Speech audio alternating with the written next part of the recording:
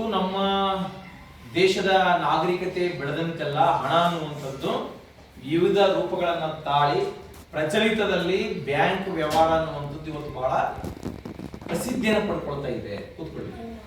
ಇವತ್ತಿನ ದಿನಮಾನದಲ್ಲಿ ನಾವುಗಳು ಪ್ರತಿಯೊಂದು ಕ್ಷೇತ್ರದಲ್ಲಿ ಕೂಡ ಅದು ಹೂಡಿಕೆಯಾಗಿರ್ಬೋದು, ಯಾವುದೇ ಒಂದು ರೂಪದಲ್ಲಿ ಆಗಬಹುದು, ಹಣ ಅನ್ನುವಂಥದ್ದು ಬಹಳ ಪ್ರಮುಖವಾದಂತಹ ಪಾತ್ರವನ್ನು ವಹಿಸ್ತದೆ.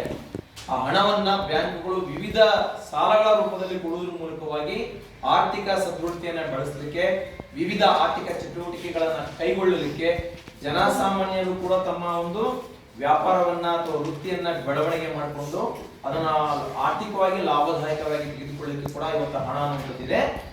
ನಾವುಗಳಿಗೆ ಗೊತ್ತಾದಂತೆ ಮೊದಲು ಹಣ ವಸ್ತು ವಿನಿಮಯ ಪದ್ಧತಿಯಲ್ಲಿತ್ತು. ನಂತರ ಮನುಷ್ಯ ಬೆಳೀತಾ ಲೋಹ ಹಣಗಳನ್ನ ಇದು ಮಾಡಿದ್ರೆ ಬೆಳ್ಳಿ ನಾಣ್ಯಗಳಿದ್ವು, ಬಂಗಾರದ ನಾಣ್ಯಗಳಿದ್ವು. ನಂತರ ಕಾಗದ ರೂಪದ ನೋಟುಗಳನ್ನು ಮುದ್ರಿಸಿ ಚಲಾವಣೆಗೆ ತಂದ. ಈಗ ಪ್ರಚಲಿತವಾಗಿ ಅಂತರ್ಜಾಲ ಬೆಳವಣಿಗೆ ಹೊಂದಿದಂತೆಲ್ಲ ಇವತ್ತು ಏನಾಗ್ತಾ ಇದೆ, ಡಿಜಿಟಲ್ ಮನಿ. ನೋಡಿ, ಯಾವ ಸ್ಥಿತಿಯಲ್ಲಿ ಇದ್ದಂಥದ್ದು ಇವತ್ತು ಯಾವ ಸ್ಥಿತಿಗೆ ಬಂದಿದೆ. ಮೊದಲು ಅದನ್ನ ನಾವು ಕಾಗದ ನಾಣ್ಯ ಮತ್ತೆ ಬಂಗಾರ ಬೆಳ್ಳಿ ರೂಪದಲ್ಲಿ ಫಿಸಿಕಲಿ ಕೈಯಲ್ಲಿ ಹಿಡ್ಕೊಳ್ತಾ ಇದ್ವಿ ಹಣವನ್ನು. ಇವತ್ತು ನಮ್ಮ ಕೈಗೆ ಸಿಗಲ್ಲ, ಕಣ್ಣಿಗೆ ಕಾಣಲ್ಲ. ಡಿಜಿಟಲ್ ಅಂತರ್ಜಾಲದ ಮೂಲಕವಾಗಿ ಹಣ ಹರಿದಾಡ್ತಾ ಇದೆ. ಇದು ನಮ್ಮ ತಾಂತ್ರಿಕತೆಯ ಬೆಳವಣಿಗೆ ಅಂತ ಕರಿತೀವಿ. ಟೆಕ್ನಾಲಜಿಯಾಗಿ ನಾವು ಡೆವಲಪ್ಮೆಂಟ್ ಆಗಿರ್ತಕ್ಕಂಥದ್ದು. ಈ ಒಂದು ಕಂಪ್ಯೂಟರ್ ಯುಗದಲ್ಲಿ ಏನೆಲ್ಲಾ ಬದಲಾವಣೆಗಳು ಆಗ್ತಾ ಇದ್ದಾವೆ. ನಾವು ದೊಡ್ಡ ಮೊತ್ತದ ಹಣವನ್ನ ಒಂದು ಪ್ರದೇಶದಿಂದ ಇನ್ನೊಂದು ಪ್ರದೇಶಕ್ಕೆ ತೆಗೆದುಕೊಂಡು ಹೋಗುವಾಗ ಅದರ ಒಂದು ಎಲ್ಲಾ ಒಂದು ಕಾಗದ ರೂಪದ ಬೇರೆ ಬೇರೆ ನಾಣ್ಯದ ರೂಪದಲ್ಲಿರ್ತಕ್ಕಂಥ ಹಣವನ್ನು ಒಯ್ಯಲಿಕ್ಕೆ ಅದು ಸುರಕ್ಷಿತನೂ ಅಲ್ಲ, ಕೊಂಡೊಯ್ಯಲಿಕ್ಕೆ ಅದು ಸಮಂಜಸನೂ ಅಲ್ಲ. ಒಬ್ಬ ವ್ಯಕ್ತಿ ಒಂದು 10 ಲಕ್ಷ, 1 ಕೋಟಿ ರೂಪಾಯಿ ವ್ಯವಹಾರ ಮಾಡ್ತಾನೆ ಅಂತ ಹೇಳಿದ್ರೆ ಒಂದು ದುಡ್ಡು ಮೊತ್ತದ ಅದನ್ನು ನಾವೀಗ ಚೆಕ್ ಮೂಲಕವಾಗಿ ಈಸಿಯಾಗಿ ಪೇಮೆಂಟ್ ಮಾಡ್ತಾ ಇದ್ದೇವೆ. ಅದಲ್ಲದೆ ಇವತ್ತು ನೆಫ್ಟ್, RTGS ಮತ್ತೆ ಈ ಪ್ರಕಾರದಲ್ಲಿರ್ತಕ್ಕಂಥ ಡಿಜಿಟಲ್ ಮನಿ ಇವು. ಮತ್ತೆ ಇದಲ್ಲದೆ ಇನ್ನೊಂದು ಭಾಗ ಇದೆ, ಈ ವಾಣಿಜ್ಯ ಬ್ಯಾಂಕ್ಗಳು. ಅದ ಬ್ಯಾಂಕ್ಗಳ ವಿಧಗಳನ್ನು ನಾನು ಹೇಳ್ತಾ ಇದ್ದೆ. ಕೈಗಾರಿಕಾ ಬ್ಯಾಂಕ್ಗಳು, ವಿನಿಮಯ ಬ್ಯಾಂಕ್ಗಳು, ಉಳಿತಾಯದ ಬ್ಯಾಂಕ್ಗಳು ಮತ್ತೆ ಸಹಕಾರಿ ಬ್ಯಾಂಕ್ಗಳು ಅಂತೇಳಿ ಇದ್ರ ಬಗ್ಗೆ ನಿಮಗೆ ಹಿಂದಿನ ತರಗತಿನಲ್ಲಿ ಎಲ್ಲ ಮಾಹಿತಿಯನ್ನು ಒದಗಿಸಿದ್ದೀನಿ. ಭೂ ಅಡಮಾನ ಬ್ಯಾಂಕ್ಗಳು, ಭೂಮಿಯ ದಾಖಲೆಗಳನ್ನು ಇಟ್ಕೊಂಡು ರೈತರಿಗೆ ಸರಳವಾಗಿ ಸಾಲವನ್ನು ಕೊಡ್ತಕ್ಕಂಥ ಬ್ಯಾಂಕ್ಗಳು. ಅದಾದ್ಮೇಲೆ ವಾಣಿಜ್ಯ ಬ್ಯಾಂಕ್ಗಳು, ಈ ಸಾರ್ವಜನಿಕರಿಂದ ಠೇವಣಿಯನ್ನು ಸಂಗ್ರಹಿಸಿ ವಾಣಿಜ್ಯ ಬ್ಯಾಂಕ್ಗಳು ಇವತ್ತು ಪ್ರಮುಖ ಪಾತ್ರವನ್ನು ವಹಿಸಿಕೊಂಡು ವಾಣಿಜ್ಯೋದ್ಯಮೆಯನ್ನ ಕೈಗಾರಿಕೆ ಸ್ಥಾಪನೆ ಮಾಡಲಿಕ್ಕೆ, ಹೂಡಿಕೆಗೆ ಹಣಕಾಸನ್ನ ವ್ಯವಸ್ಥೆ ಮಾಡಿಕೊಡ್ಲಿಕ್ಕೆ ಇವತ್ತು ವಾಣಿಜ್ಯ ಬ್ಯಾಂಕ್ಗಳು, ಕಮರ್ಷಿಯಲ್ ಬ್ಯಾಂಕ್ ಅಂತ ಏನ್ ಕರಿತೀವಿ, ಅವು ಹೆಚ್ಚು ಮಟ್ಟದ ಸಹಕಾರಿ ಆಗ್ತಾ ಇವೆ. ಅವು ಕೇವಲ ಉದ್ದಿಮೆದಾರರಿಗೆ, ಜನಸಾಮಾನ್ಯರಿಗೆ ವಾಣಿಜ್ಯೋದ್ಯಮೆಯನ್ನ, ಕೈಗಾರಿಕೆಯನ್ನ, ವ್ಯಾಪಾರವನ್ನ ಪ್ರಾರಂಭ ಮಾಡಲಿಕ್ಕೆ ಸಾಲವನ್ನು ಕೊಡ್ತಕ್ಕಂಥದ್ದು. ಈ ವಾಣಿಜ್ಯ ಬ್ಯಾಂಕ್ಗಳು ಪ್ರಮುಖವಾಗಿ ಯಾವ ಪ್ರಕಾರದಲ್ಲಿ ಅವು ಠೇವಣಿಯನ್ನ ಇದು ಮಾಡ್ತದೆ ಅಂತ ಹೇಳಿದ್ರೆ, ಒಂದನೇದು ಚಾಲ್ತಿ ಠೇವಣಿ, 2 ಉಳಿತಾಯ ಖಾತೆ ಠೇವಣಿ, ಕಾಲಾವಧಿ ಠೇವಣಿ. ಈಗ ಚಾಲ್ತಿ ಖಾತೆ ಅಂತ ಹೇಳಿದ್ರೆ ಕರೆಂಟ್ ಅಕೌಂಟ್ ಅನ್ನು ಹೊಂದಿದಂತದ್ದು ಅಂತ ಕರಿತೀವಿ ಚಾಲ್ತಿ ಖಾತೆ. ಆ ಚಾಲ್ತಿ ಖಾತೆಯಲ್ಲಿ ವ್ಯಾಪಾರಸ್ಥರು ತಮ್ಮ ಒಂದು ವ್ಯಾಪಾರವನ್ನ ಮಾಡಲಿಕ್ಕೆ ಪ್ರತಿನಿತ್ಯವೂ ಕೂಡ ತಮಗೆ ಬೇಕಾದಂತ ಹಣವನ್ನ ವ್ಯಾಪಾರಕ್ಕಾಗಿ ಎಷ್ಟು ಬೇಕಾದ್ರೂ ಅಲ್ಲಿ ಠೇವಣಿ ಇಡಬಹುದು, ಡೆಪಾಸಿಟ್ ಮಾಡಬಹುದು, ಎಷ್ಟು ಬೇಕಾದ್ರೂ ಅದನ್ನ ಬಿಡಿಸಿಕೊಳ್ಳಬಹುದು, ವಿತ್ಡ್ರಾವಲ್ ಮಾಡಬಹುದು. ಅದನ್ನ ನಾವು ಚೆಕ್ ಮೂಲಕ ಅಥವಾ ಈ ರೀತಿ ಅಂತರ್ಜಾಲದ ಮೂಲಕವಾಗಿ ನಾವು ಡಿಜಿಟಲ್ ಮನಿಯನ್ನು ಕೂಡ ವರ್ಗಾಯಿಸುವುದರ ಮೂಲಕ ಈ ಒಂದು ಚಾಲ್ತಿ ಖಾತೆನಲ್ಲಿ ಅದು ದಿನನಿತ್ಯದ ವ್ಯಾಪಾರಕ್ಕೆ ಸಹಾಯಕಾರಿ ಆಗ್ತಕ್ಕಂಥ ಚಾಲ್ತಿ ಖಾತೆ ಅದಾಗಿರ್ತದೆ. ಇನ್ನು ಉಳಿತಾಯ ಖಾತೆ, ಉಳಿತಾಯ ಠೇವಣಿಯನ್ನ ಗ್ರಾಹಕರು ತಮ್ಮ ಚಾಲ್ತಿ ಆದಾಯದ ಒಂದು ಭಾಗವನ್ನಾಗಿ ಇಟ್ಕೊಳ್ಳಿಕ್ಕೆ, ನಾನೀಗ ಒಂದು ವ್ಯಾಪಾರ ಮಾಡಿದ್ದೀನಿ, ನನ್ನಲ್ಲಿ ಹಣ ಉಳಿದಿದೆ, ಆ ಉಳಿದಂತ ಹಣವನ್ನು ನಾನು ಬ್ಯಾಂಕ್ ನಲ್ಲಿ ಉಳಿತಾಯ ಸೇವಿಂಗ್ ಅಕೌಂಟ್ ಅಂತ ಕರಿತೀವಿ, SB ಅಕೌಂಟ್, ಅಲ್ಲಿ ಹಣವನ್ನು ಉಳಿತಾಯ ಮಾಡ್ತಕ್ಕಂಥದ್ದು. ಈ ಪ್ರಕಾರದಲ್ಲಿ ಒಂದು ವ್ಯಾಪಾರಸ್ಥರು ಕೂಡ ಮುಂದೆ ತಮ್ಮ ವ್ಯಾಪಾರವನ್ನ ಸರಕುಗೊಳಿಕೆ ಕೂಡ ಈ ಪ್ರಕಾರದಲ್ಲಿ ಅದನ್ನ ಖಾತೆಯನ್ನು ತೆರೆದು ಅದನ್ನ ಠೇವಣಿಯನ್ನು ನಿರ್ವಹಣೆ ಮಾಡತಕ್ಕಂಥ ಕೆಲಸವನ್ನು ಕೂಡ ಕಮರ್ಷಿಯಲ್ ಬ್ಯಾಂಕ್ ಮಾಡ್ತಾ ಹೋಗ್ತದೆ. ಇನ್ನು ಅದಾದ ನಂತರದಲ್ಲಿ ಕಾಲಾವಧಿಯ ಠೇವಣಿಗಳು, ಮುದ್ದತಿ ಠೇವಣಿಗಳು, ಇದು ಹೂಡಿಕೆದಾರರಿಗೆ ಅವರ ಹೂಡಿಕೆಗೆ ಹಣಕ್ಕೆ ತಕ್ಕಂತೆ ಆ ರಕ್ಷಣೆ ಮಾಡಿದ ಮೇಲೆ ಸಂಪೂರ್ಣವಾಗಿ ಅದು ಮುಂದಿನ ದಿನಮಾನಗಳಲ್ಲಿ ಆಗ್ತಕ್ಕಂತಹ ಭವಿಷ್ಯತ್ತಿನಲ್ಲಿ ಅದು ಬೆಳವಣಿಗೆ ಹೊಂದಬಹುದು, ನಷ್ಟ ಹೊಂದಬಹುದು. ನಾನು ಹೂಡಿಕೆ ಮಾಡಿದಂತ 1 ಲಕ್ಷ ರೂಪಾಯಿ ನನಗೆ ವ್ಯಾಪಾರದಲ್ಲಿ ಲಾಭ ಆಗಬಹುದು, ನಷ್ಟ ಆಗಬಹುದು. ಅಥವಾ ನಾನು ಬೇರೆಯವರಿಂದ ಏನಾದ್ರು ಕೂಡ ಸಾಲ ತೆಗೆದುಕೊಂಡು ಬಂದಿದ್ರೆ ನಾನು ಮತ್ತೆ ಸಾಲಗಾರನಾಗಿಯೇ ಮುಂದುವರಿಬಾರದು ಅನ್ನೋ ದೃಷ್ಟಿಯಿಂದ ತಮ್ಮ ವ್ಯಾಪಾರದಲ್ಲಿ ಬಂದಂತ ಒಂದಿಷ್ಟು ಭಾಗವನ್ನು ಅದು ಉಳಿತಾಯ ಮಾಡಿಟ್ಟುಕೊಳ್ಳಿಕ್ಕೂ ಕೂಡ ಈ ವಾಣಿಜ್ಯ ಬ್ಯಾಂಕ್ಗಳ ಅವಕಾಶ ಕಲ್ಪಿಸಿಕೊಟ್ಟು 1 ವರ್ಷ, 2 ವರ್ಷ, 6 ತಿಂಗಳು, 5 ವರ್ಷ ಇದನ್ನ ನಾವು ಫಿಕ್ಸ್ಡ್ ಡಿಪಾಸಿಟ್ ಅಂತ ಕರಿತೀವಿ, FD. ನಿಖರವಾಗಿ ಬಡ್ಡಿ ಬರ್ತದೆ, ಆ ಹಣ ದ್ವಿಗುಣಗೊಳ್ಳುತ್ತದೆ ನಿಗದಿತ ಅವಧಿ ವರೆಗಿನ ಹೂಡಿಕೆ ಅಲ್ಲೇ ಫಿಕ್ಸ್ಡ್ ಡೆಪಾಸಿಟ್ ಠೇವಣಿ ಮಾಡಿದ್ರೆ. ಈ ಮೂಲಕವಾಗಿ ಇವತ್ತು ವಾಣಿಜ್ಯ ಬ್ಯಾಂಕ್ಗಳು ಕೂಡ ಅತ್ಯುತ್ತಮವಾದಂತಹ ಒಂದು ವ್ಯವಸ್ಥೆಯನ್ನ ಮಾಡ್ಕೊಳ್ತಾ ಇದ್ದಾವೆ. ಇದಕ್ಕೆ ಬೇಕಾದಂತಹ ಎಲ್ಲಾ ವ್ಯವಸ್ಥೆಯನ್ನು ಕೂಡ ನಮಗೆ RBI ವ್ಯವಸ್ಥೆ ಕಲ್ಪಿಸಿಕೊಡ್ತಾ ಇದೆ. ಈಗ ಮತ್ತೆ ನಾವು ತಿಳ್ಕೊಳ್ಳೋಣ ರಿಸರ್ವ್ ಬ್ಯಾಂಕ್ ಆಫ್ ಇಂಡಿಯಾ. ಈ ರಿಸರ್ವ್ ಬ್ಯಾಂಕ್ ಆಫ್ ಇಂಡಿಯಾ ಎಲ್ಲಾ ಒಂದು ನೋಟುಗಳ ಮುದ್ರಣ ಕೆಲಸ ಮಾಡ್ತಾನೆ. ಎಲ್ಲಾ ಬ್ಯಾಂಕ್ಗಳ ಒಂದು ಜವಾಬ್ದಾರಿಯನ್ನು ತೆಗೆದುಕೊಳ್ತಾರೆ. ಯಾವುದೇ ಒಂದು ಬ್ಯಾಂಕ್ಗಳು ಅಥವಾ ಯಾವುದೇ ಒಂದು ಹಣಕಾಸಿನ ಸಂಸ್ಥೆಗಳನ್ನ ಹುಟ್ಟಾಕ್ಬೇಕಂತ ಹೇಳಿದ್ರೆ ರಿಸರ್ವ್ ಬ್ಯಾಂಕ್ ಆಫ್ ಇಂಡಿಯಾ ಇದರ ಪರವಾನಗಿಯನ್ನು ತೆಗೆದುಕೊಳ್ಬೇಕು. ಅಲ್ಲಿ ಇಂತಿಷ್ಟು ನಾವು ಹಣವನ್ನ ಠೇವಣಿ ಇಡಬೇಕು ಅಂದಾಗ ಮಾತ್ರ ಅದು ನಮಗೆ ಪರವಾನಗಿ ಕೊಟ್ಟರೆ ಅದು ಕಾನೂನಾತ್ಮಕವಾಗಿ ಸ್ಥಾಪಿಸಲ್ಪಟ್ಟಂತಹ ಪಬ್ಲಿಕ್ ಸೆಕ್ಟರ್ ಬ್ಯಾಂಕ್ ಆಗ್ತದೆ. ಅವಾಗ ಮಾತ್ರ. ಉದಾಹರಣೆಗಾಗಿ ರಿಸರ್ವ್ ಬ್ಯಾಂಕ್ ಬಹುಮುಖ್ಯವಾಗಿ ಏನಪ್ಪಾ ಇವತ್ತಿನ ದಿನಮಾನಗಳಲ್ಲಿ ATM. ಇವತ್ತು ಖಾಸಗಿ ಬ್ಯಾಂಕ್ಗಳು ಕೂಡ ATM ಅನ್ನ ಪ್ರಾರಂಭ ಮಾಡ್ತಿದ್ದಾರೆ. ATM ಮಾಡುವ ಉದ್ದೇಶ ಏನು? ಗ್ರಾಹಕರು ಹೆಚ್ಚು ಹೆಚ್ಚು ಖಾತೆಗಳನ್ನು ತೆರೆದು ಈಸಿಯಾಗಿ ಖಾತೆಯನ್ನು ನಿರ್ವಹಣೆ ಮಾಡಲಿಕ್ಕೆ. ATM ನೀನು ಪ್ರಾರಂಭ ಮಾಡಬೇಕಂದ್ರೆ RBI ನೀತಿ ಏನ್ ಹೇಳ್ತದೆ? ಇಂತಿಷ್ಟು ಹಣವನ್ನ ನೀವುಗಳು ಅಲ್ಲಿ ಡೆಪಾಸಿಟ್ ಇಡಬೇಕು. ಹಂಗಿಟ್ರೆ ಮಾತ್ರ ನೀವು ATM ಮಾಡ್ಲಿಕ್ಕೆ ಅಲ್ಲಿ ಕೊಡ್ತದೆ. ಕೆಲವು ನಿಖರವಾಗಿರ್ತಕ್ಕಂತ ಒಂದು 5 ಕೋಟಿ 10 ಕೋಟಿ ರೂಪಾಯಿಯಲ್ಲಿ ಇಟ್ಟಿರಬೇಕು. ಇವತ್ತು ನಾವೇನ್ ಮಾಡ್ತೇವೆ? ನಂದು BDCC ಬ್ಯಾಂಕ್ ನಲ್ಲಿ ಅಕೌಂಟ್ ಇದೆ, ನಾನು SBI ಅಕೌಂಟ್ ಹೋಗಿ ATM ಗೆ ರೊಕ್ಕ ವಿತ್ಡ್ರಾ ಮಾಡ್ಕೊಂತೀನಿ. ನನ್ನ ಖಾತೆ ಇರೋದಲ್ಲಿ ಅದನ್ನ ರೊಕ್ಕ ತಗೊಂಡದ್ದು SBI ಸ್ಟೇಟ್ ಬ್ಯಾಂಕ್ ಆಫ್ ಇಂಡಿಯಾದಲ್ಲಿ. ಆದ್ರೆ ಅಲ್ಲಿಗೆ ಹೆಂಗ್ ಅಡ್ಜಸ್ಟ್ಮೆಂಟ್ ಆಗುತ್ತೆ? ಒಂದು ತಿಂಗಳಿನ ನಡೆದಂತ ಎಲ್ಲಾ ಒಂದು ವಹಿವಾಟನ್ನ ಹಣಕಾಸಿನ ವ್ಯವಹಾರವನ್ನ ಅದು ಮಾಹಿತಿ ತೆಗೆದುಕೊಂಡು ಅಲ್ಲಿ RBI ಸರಿದೂಗಿಸ್ತದೆ.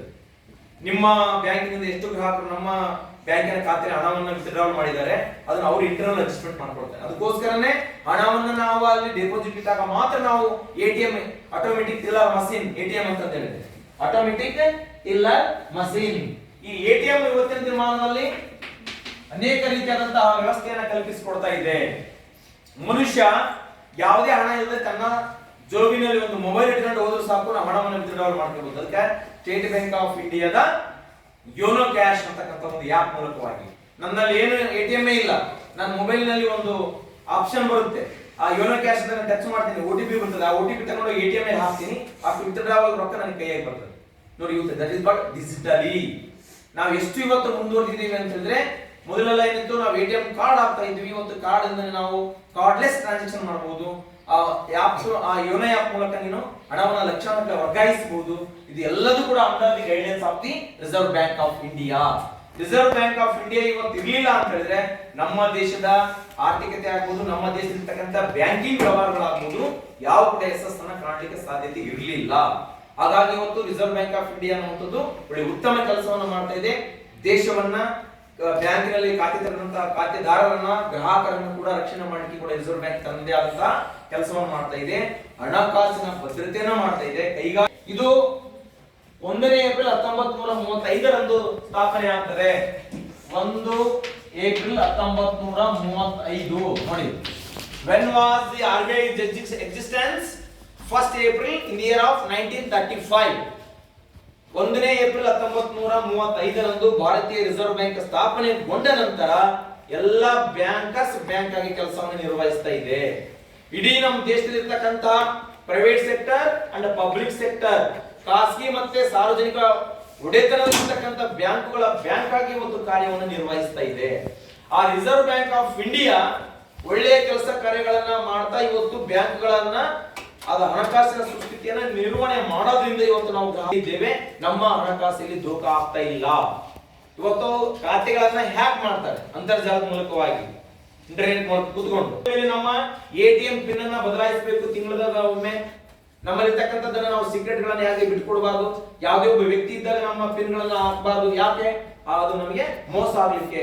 ನಮ್ಮ ಮೊಬೈಲ್ ಗಳಿಗೆ ಯಾವುದೇ ಮೆಸೇಜ್ ಬಂದ್ರೆ, OTP ಬಂದ್ರೆ ನಾವು ಯಾರಿಗೆ ಅದನ್ನು ಕೊಡಬಾರದು. ಈ ಎಲ್ಲಾ ಸಂದೇಶವನ್ನ ಪ್ರತಿಯೊಂದು ಬ್ಯಾಂಕ್ ತಮ್ಮ ಗ್ರಾಹಕರಿಗೆ ಮೊಬೈಲ್ ಸಂದೇಶವನ್ನು ಕಳಿಸ್ತಾ ಇರ್ತವೆ. ನಾವು ಜಾಗೃತರಾಗಬೇಕು. ಗ್ರಾಹಕರು ಜಾಗೃತರಾಗಲೇ ಹೊರತು ಯಾವ ಬ್ಯಾಂಕ್ ಅಥವಾ ಏನು RBI ಕೂಡ ಏನು ಮಾಡ್ಲಿಕ್ಕಾಗಲ್ಲ. ಯಾಕೆ?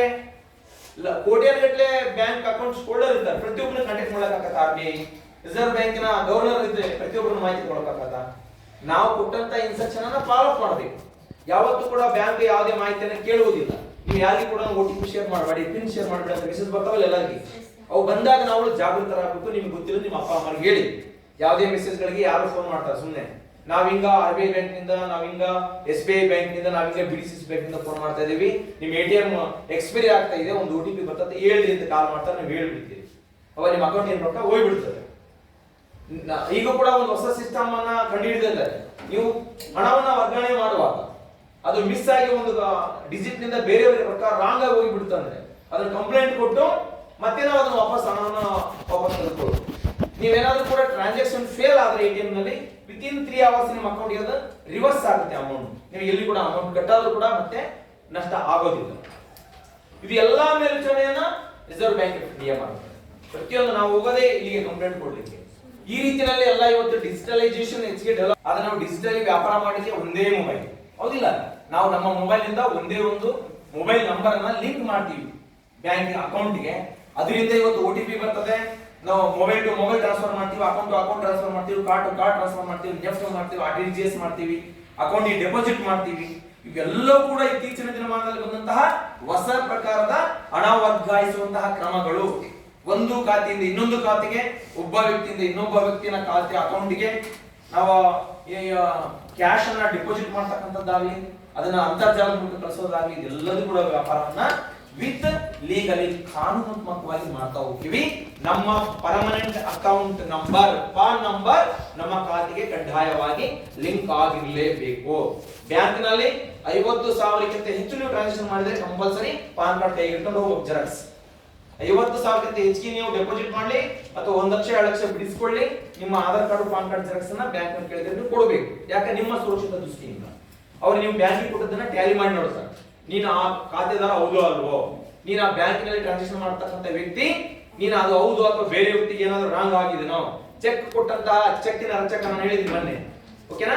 ಚೆಕ್ ಹೆಂಗ್ ರಚಿಸಬೇಕು ಏನಂತ ಅದನ್ನೆಲ್ಲದನ್ನು ಕೂಡ ನೀವು ಮಾದರಿ ಸಿಗಳನ್ನು ಪರಿಶೀಲನೆ ಮಾಡಿ ನಿಮ್ಮ ಖಾತೆಗೆ ಲಿಂಕ್ ಇರ್ತಕ್ಕಂಥ ಪಾನ್ ಕಾರ್ಡ್ ಅಕೌಂಟ್ ಮತ್ತೆ ಆಧಾರ್ ಕಾರ್ಡ್ ಅನ್ನು ಚೆಕ್ ಮಾಡಿ ನಿಮಗೆ ವಿತ್ಡ್ರಾವಲ್ ಮಾಡಲಿಕ್ಕೆ ಅವಕಾಶವನ್ನು ಮಾಡಿಕೊಡ್ತಾರೆ. ಅಲ್ಲಿ ನಿಮಗೆ ಯಾವುದೇ ರೀತಿ ಮೋಸ ಆಗೋದಿಲ್ಲ. ಆ ಕೆಲಸ guidelines under for the Reserve Bank of India. ಇನ್ನ ಈ ಒಂದು ಬ್ಯಾಂಕು ಮೂಲತಃ ಷೇರುದಾರರಾಗಿ ಇದು ಮೊದಲಿಗೆ ಪ್ರಾರಂಭಗೊಳ್ಳುತ್ತದೆ ರಿಸರ್ವ್ ಬ್ಯಾಂಕ್ ಆಫ್ ಇಂಡಿಯಾ. ನಾನು ನಿಮಗೆ ಹಿಂದಿನ ಒಂದು ತರಗತಿನಲ್ಲಿ ಹೇಳಿದ್ದೆ, ಯಾವುದೇ ಒಂದು ಕೈಗಾರಿಕೆಯಲ್ಲಿ ತಮಗೆ ಹೂಡಿಕೆಗೆ ಬೇಕಾಗಿರತಕ್ಕಂತಹ ಬಂಡವಾಳವನ್ನ, ಆ ಹೂಡಿಕೆಗೆ ಬೇಕಾಗಿರತಕ್ಕಂತ ಕ್ಯಾಪಿಟಲ್ ಬಂಡವಾಳವನ್ನ ವಿವಿಧ ಭಾಗಗಳಾಗಿ ಡಿವೈಡ್ ಮಾಡಿದಾಗ ಆ ಒಂದು ವಿಭಾಗಿಸಿದ ಸಣ್ಣ ಭಾಗಕ್ಕೆ ಷೇರು ಅಂತ ಕರೀತೇವೆ. ಆ ಷೇರುದಾರರಿಂದ ಹಣವನ್ನು ಒಬ್ಬ ವ್ಯಕ್ತಿ ಅಷ್ಟು ದೊಡ್ಡ ಮೊತ್ತದ ಹಣವನ್ನು ಇಲ್ಲಿ ಕೂಡ ತಂದಿಡ್ಲಿಕ್ಕೆ ಆಗಲ್ಲ. ತಾನು ಬ್ಯಾಂಕೇ ಮಾಡ್ಲಿ, ಕೈಗಾರಿಕೆನೇ ಮಾಡ್ಲಿ, ಒಂದು ಹಣಕಾಸಿನ ಸಂಸ್ಥೆಯನ್ನೇ ಮಾಡ್ಲಿ, ಗ್ರಾಹಕರಿಂದ ಷೇರುಗಳ ಮೂಲಕ ತೆಗೆದುಕೊಳ್ತಾರೆ. ಆ ಷೇರುದಾರರಿಗೆ ಕೂಡ ಡಿಮ್ಯಾಟ್ ಅಕೌಂಟ್ ಅಂತ ಕರಿತೀವಿ. ಆ ಡಿಮ್ಯಾಟ್ ಅಕೌಂಟ್ ಅನ್ನು ತೆಗೆದುಕೊಂಡು ನಾವು ಅದು ಕೂಡ under the guidance of RBI ಕೇವಲ ಷೇರು, ಡಿಬೆಂಚರ್ಸ್, ಸಾಲ ಪತ್ರಗಳು ಮತ್ತೆ ಷೇರುಗಳ ವ್ಯವಹಾರ ಮಾಡ್ಲಿಕ್ಕೆ ಒಂದು ಅಕೌಂಟ್ ತೆಗಿಬೇಕು ನೀವು. ಅದು ಈ ಕಾಮನ್ ಅಕೌಂಟ್ ಅಲ್ಲ, ಡಿಮ್ಯಾಟ್ ಅಕೌಂಟ್. ಆ ಡಿಮ್ಯಾಟ್ ಅಕೌಂಟ್ ಅನ್ನ ತೆರೆದಾಗ ನೀವು ಷೇರು ರೂಪದಲ್ಲಿ, ಡಿಬೆಂಚರ್ ರೂಪದಲ್ಲಿ ಇನ್ವೆಸ್ಟ್ಮೆಂಟ್ ಮಾಡಬಹುದು. ಅದು ಕೂಡ under the guidelines of RBI. ಅಲ್ಲಿ ಕೂಡ ಕೆಲವೊಂದು ರೂಲ್ಸ್ ಅನ್ನ ಅದು ಫಾಲೋ ನಾವು ನಮ್ಮ ಹಣ ಅಲ್ಲಿ ಮಾಡ್ತೀವಿ. ಷೇರುದಾರ national Nifty, NSE and BSE, Bombay stock exchange and national stock exchange, ಇದರಲ್ಲಿ ಅದು ಷೇರಿನ ಮುಖ ಬೆಲೆ ಅಂತಕ್ಕಂಥದ್ದು ಅದು ಆಯಾ ಕಂಪನಿ ಷೇರುಗಳ ಬೆಲೆ ದಿನದಿಂದ ದಿನಕ್ಕೆ ವ್ಯತ್ಯಾಸ ಪಡುತ್ತದೆ. ಅದೆಲ್ಲದೂ ರೂಲ್ಸ್ ಕೂಡ ನಾವು ಇಲ್ಲಿ RBI ಮೂಲಕನೇ ಪಾಲಿಸಬೇಕಾಗ್ತದೆ. ಇನ್ನ ಈ ಒಂದು ರಿಸರ್ವ್ ಬ್ಯಾಂಕ್ ಆಫ್ ಇಂಡಿಯಾವನ್ನ ಸ್ಥಾಪನೆ ಆಗಿದ್ದಾವಾಗ 1 ಏಪ್ರಿಲ್ 1935ರಲ್ಲಿ. ಇದರ ನಂತರದಲ್ಲಿ ರಾಷ್ಟ್ರೀಕರಣ ಮಾಡಲಾಗ್ತದೆ. ಯಾವಾಗ? 1949ರಲ್ಲಿ ಭಾರತೀಯ ರಿಸರ್ವ್ ಬ್ಯಾಂಕ್ ಅನ್ನ ರಾಷ್ಟ್ರೀಕರಣ ಮಾಡಲಾಯಿತು. ಈಗ ಇದು ಭಾರತ ಸರ್ಕಾರದ ಮಾಲೀಕತ್ವ ಮತ್ತು ನಿಯಂತ್ರಣದಲ್ಲಿದೆ. ಕೇಂದ್ರ ಸರ್ಕಾರದ ಅಂಡರ್ ನಲ್ಲಿ ಬರ್ತಕ್ಕಂಥದ್ದು ಈ ಒಂದು ರಿಸರ್ವ್ ಬ್ಯಾಂಕ್ ಆಫ್ ಇಂಡಿಯಾ. ಅದಕ್ಕೆ ಗವರ್ನರ್ ಹೆಡ್ ಆಗಿರ್ತಾರೆ. ಕೇಂದ್ರ ಸರ್ಕಾರದ ಎಲ್ಲ ಮಾತನ್ನ ಕೇಳಬೇಕು. ಭಾರತದ ರಿಸರ್ವ್ ಬ್ಯಾಂಕ್ RBI ಯಾವಾಗ ರಾಷ್ಟ್ರೀಕರಣ ಆಯಿತು? 1949ರಲ್ಲಿ. 1935ರಲ್ಲಿ ಪ್ರಾರಂಭ ಆದದ್ದು ಕೂಡ ಅದೆಲ್ಲ ಇದು ಮಾಡಿಕೊಂಡು ಇದನ್ನ ರಾಷ್ಟ್ರೀಕರಣ ಅಂತ ಹೇಳಿದ್ರೆ ಅದು ಒಬ್ಬ ವ್ಯಕ್ತಿ ಹಿಡಿತದಲ್ಲಿರ್ತಕ್ಕಂಥದ್ದನ್ನ ಸರ್ಕಾರ ತನ್ನ ಅಧೀನಕ್ಕೆ ತೆಗೆದುಕೊಳ್ತಾರೆ. ಅವಾಗ ಅದು ಕೇಂದ್ರ ಸರ್ಕಾರದ ಅಧೀನದಲ್ಲಿ ಬರ್ತದೆ. ಕೇಂದ್ರ ಸರ್ಕಾರ ಹೇಳಿದಂತೆ ಕೇಳಬೇಕಾಗ್ತದೆ. ಅಲ್ಲಿ ಸರ್ಕಾರ ಮತ್ತೆ ರಿಸರ್ವ್ ಬ್ಯಾಂಕ್ RBI ಎರಡೂ ಕೂಡ ಸಮಂಜಸವಾಗಿ ಚಿಂತನೆಯನ್ನು ಮಾಡಿ ಯಾವ ಯಾವ ನಿಯಮಗಳನ್ನು ಜಾರಿಗೊಳಿಸಬೇಕು, ಬ್ಯಾಂಕ್ಗಳಿಗೆ ಯಾವ ಷರತ್ತುಗಳನ್ನು ಹಾಕಬೇಕು, ಅಲ್ಲಿ ಕೇವಲ ರಿಸರ್ವ್ ಬ್ಯಾಂಕಿನ ಒಂದೇ ಡಿಸಿಷನ್ ಇರಲ್ಲ, ಅಲ್ಲಿ ಇರ್ತಕ್ಕಂಥ ಸರ್ಕಾರದ ಹೇಳಿದ್ದನ್ನು ಕೂಡ ಅಲ್ಲಿ ಕೇಳಬೇಕಾಗ್ತದೆ. ಈ ಮೂಲಕದಲ್ಲಿ ನಾವುಗಳು ಯಾವ್ಯಾವ ಕೆಲಸ ಕಾರ್ಯಗಳನ್ನ ಮಾಡಬೇಕು ಅಂತಕ್ಕಂಥದ್ದನ್ನ ರಿಸರ್ವ್ ಬ್ಯಾಂಕ್ ಆಫ್ ಇಂಡಿಯಾ ನಮಗೆ ಗೈಡ್ಲೈನ್ಸ್ ಕೊಡುತ್ತದೆ. ಹಾಗಾದ್ರೆ ರಿಸರ್ವ್ ಬ್ಯಾಂಕ್ ಆಫ್ ಇಂಡಿಯಾ ಯಾವ್ಯಾವ ಕೆಲಸ ಕಾರ್ಯಗಳನ್ನ ಮಾಡ್ತದೆ ರಿಸರ್ವ್ ಬ್ಯಾಂಕ್ ಆಫ್ ಇಂಡಿಯಾದ ಕಾರ್ಯಗಳು ಏನೇನು ಅನ್ನೋದನ್ನ ನಾವು ತಿಳ್ಕೊಳ್ತಾ ಹೋಗೋಣ. Functions of the Reserve bank, RBI ನ ಕೆಲಸ ಕಾರ್ಯಗಳು. ಇವತ್ತು ನಾನು ಆಲ್ರೆಡಿ ಒಂದು ಕಾರ್ಯವನ್ನು ನಾನು ಹೇಳಿದೆ, ಅದು ಇದರಲ್ಲಿ ಇದೆ. ಈಗ 8-9 ಪಾಯಿಂಟ್ಸ್ ಬರುತ್ತೆ. ಬ್ಯಾಂಕ್ ಆಗಿ ರಿಸರ್ವ್ ಬ್ಯಾಂಕ್ ಇವತ್ತಿನ ದಿನಮಾನದಲ್ಲಿ ಪ್ರೆಸೆಂಟ್ ಸಿಚುವೇಶನ್ ಅಲ್ಲಿ ಅದು ಚೆನ್ನಾಗಿ ಕೆಲಸ ಮಾಡ್ತಾ ಇದೆ. ನಾವೇನಂತೀವಿ, State Bank of India SBI ಅದ್ರ ಮೇಲೆ ನಮ್ಗೆ ಇವತ್ತೊಂದು ಕೋಟಿ ರೂಪಾಯಿ ಡಿಪಾಸಿಟ್ ಮಾಡಿ ಬಿಡ್ತೀವಿ. ಆದ್ರೆ ಅದು 1 ಕೋಟಿ ರೂಪಾಯಿಯನ್ನ ಅದು ಹೆಂಗ್ ರಕ್ಷಣೆ ಮಾಡ್ತದೆ, ಅದು ಗ್ಯಾರಂಟಿ ಅದು ಗ್ಯಾರಂಟಿ ರಿಸರ್ವ್ ಬ್ಯಾಂಕ್ ಆಗಿರುತ್ತೆ. ನಾವು SBI ಅಲ್ಲ.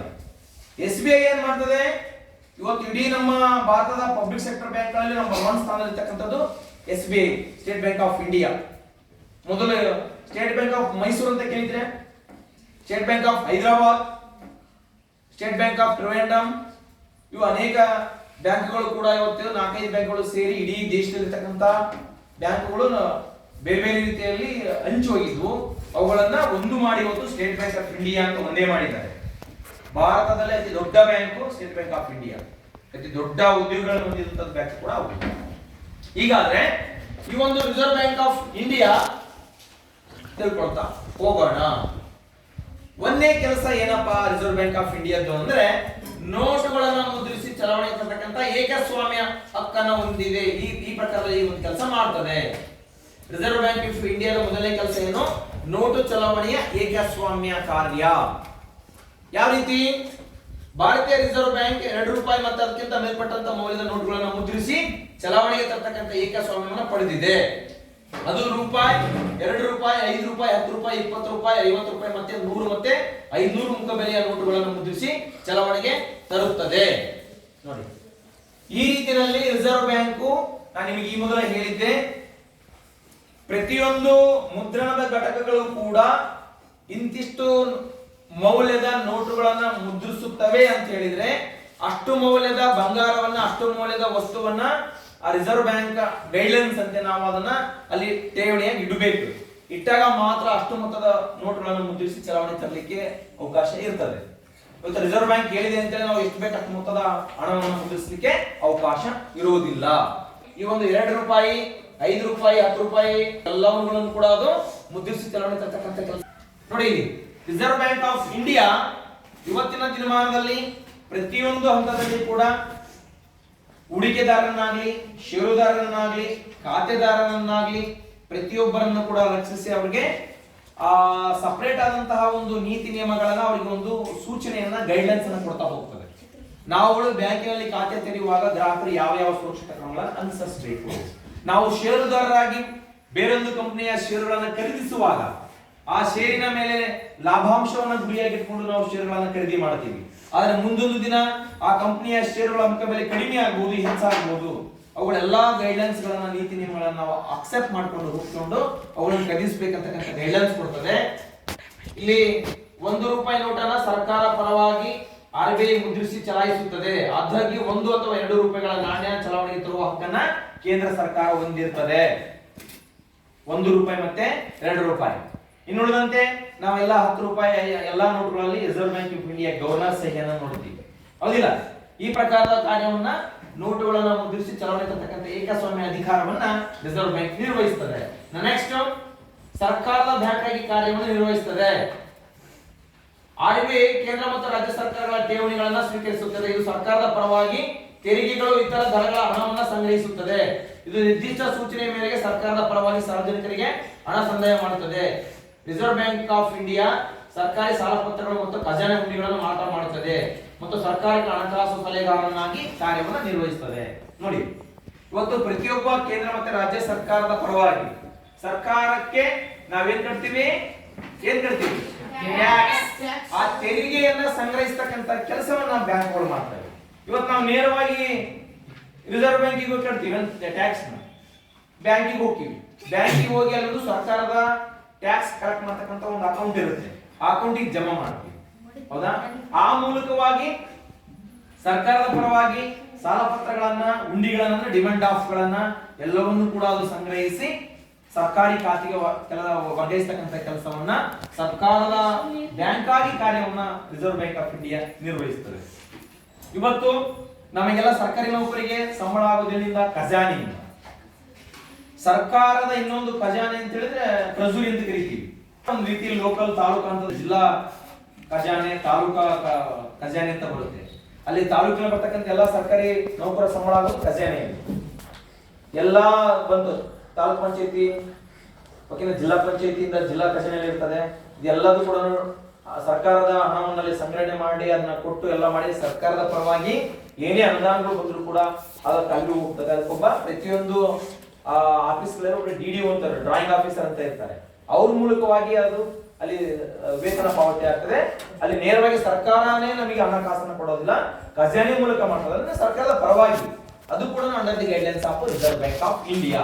ಈಗ ನಮ್ಮ ಒಂದು ಇದರಲ್ಲಿ ಮೊದಲೆಲ್ಲ ಏನ್ ಸಿಸ್ಟಮ್ ಇತ್ತಪ್ಪ ಅಂದ್ರೆ, ನಮ್ಮ ಸ್ಯಾಲರಿ ಬಿಲ್ ತೆಗೆದು ಅದನ್ನ ಮಾಡಿ ಟ್ರೆಜರಿ ಕೊಟ್ಟ ಮೇಲೆ ಚೆಕ್ ಪ್ರಿಂಟ್ ಮಾಡಿ ಕೊಡೋದು.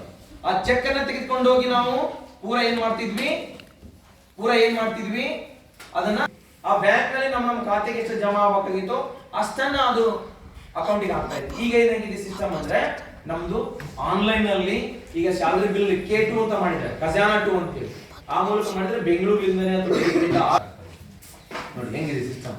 ಮೊದಲೆಲ್ಲ ಖಾತೆ ಬ್ಯಾಂಕಿಗೆ ಹೋಗ್ತಾ ಇತ್ತು ಚೆಕ್ ಮೂಲಕ, ಈಗ ಅದು ಕೂಡ ಡಿಜಿಟಲೈಸೇಷನ್ ಆಗಿ K2 ನಲ್ಲಿ ಬಿಲ್ ಜನರೇಟ್ ಆಗಿ ನಾವೆಲ್ಲ ಕೊಡ್ತಾ ಹೋಗ್ತೀವಿ.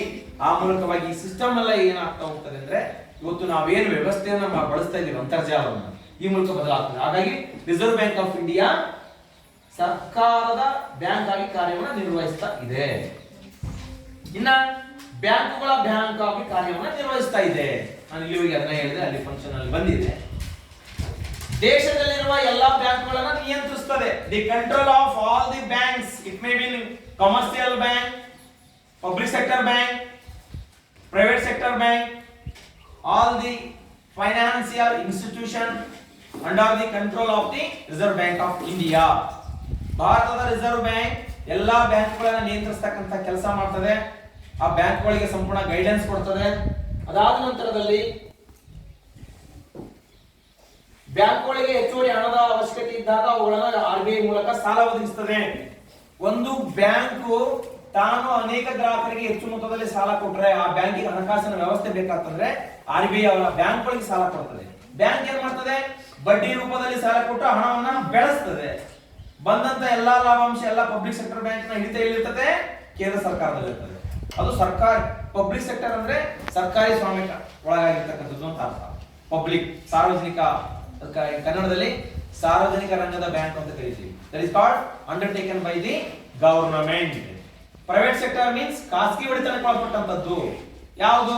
BDCC ಬ್ಯಾಂಕ್, ಅದು private sector bank. Hadagali urban bank, ಅದು private sector bank.